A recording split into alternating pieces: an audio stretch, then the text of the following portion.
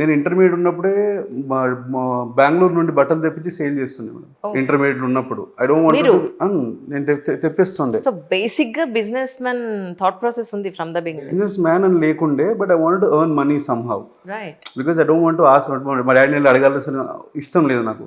అంటే నాది ఎప్పుడు నాకు I want to be on spending stage. మా ఫ్రెండ్స్ అందరూ వెళ్ళినప్పుడు I want to spend the money. So మా డాడీ అంటే డాడీ 500 1000 అంటే ఇయ్యడు. అంటే ఆబ్వియస్లీ అంతే ఆ ఏజ్లో అంత ఎందుకు అనే డిస్కషన్ ఉంటుంది కదా. So I went to Bengaluru.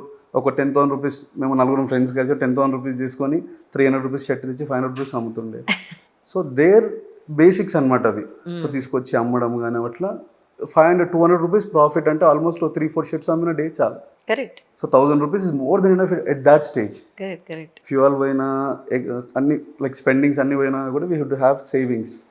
Again మళ్ళీ దాంట్లో వచ్చిన డబ్బులు పెట్టి మళ్ళీ బిజినెస్ రొటేషన్.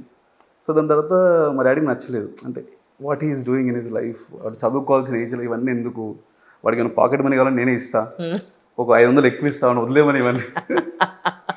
సో మా మమ్మీని తిడుతుండే, వాడికి ఏంటంటే అంటే ఎందుకు వచ్చింది వీడికి ఇవన్నీ అలవాట్లు, ఇట్స్ అ బ్యాడ్ హ్యాబిట్, అంటే వాడికి అర్థమైతలేదు డబ్బులు చుట్టూ ఎందుకు పరిగెడుతుండో చిన్నప్పుడే. So then somehow I stopped it. Like అంటే సరిగా మా డాడీకి ఇష్టం లేకుండా అయితే మనం కంటిన్యూ చేయలేం కదా. I stopped it.